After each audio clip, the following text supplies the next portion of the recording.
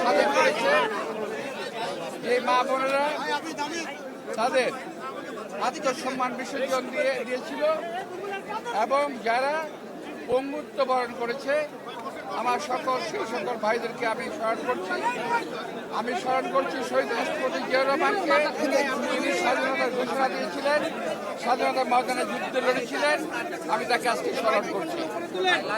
প্রিয় ভাইয়েরা, অনেক আশা আকাঙ্ক্ষা অনেক গণমানুষের চিন্তা ভাবনা সব কিছুকে মাথায় নিয়ে আজকে এই বিজয় দিবস এবং সামনে নির্বাচনের প্রাক্কালে এই ধরনের বিজয় দিবস আমরা কখনো আগে পাইনি।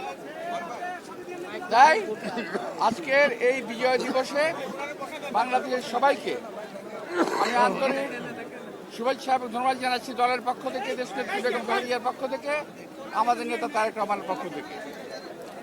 আমরা আশা করেছিলাম স্বাধীনতার পর যে আশা আকাঙ্ক্ষা উদ্দীপনা নিয়ে দেশ গড়ার, আওয়ামী লীগ এসে আমাদের সেই সমস্ত সকল আশা আকাঙ্ক্ষা চূর্ণ বিচূর্ণ করে দিয়েছে।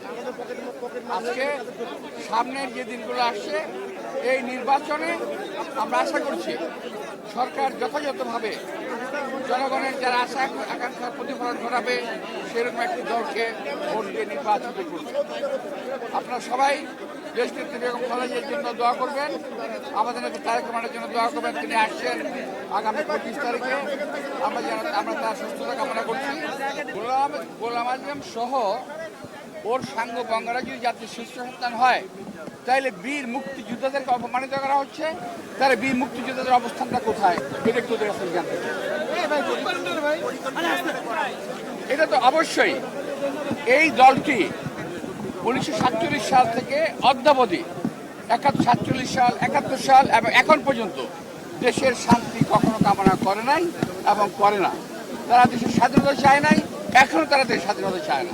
তারা চায় এই দেশটা একটা বিপাকে পড়ুক, একটা খারাপ অবস্থায় চলে যাক এবং অশান্তি বা একটা দেশ থাকুক, তারা এই চায়।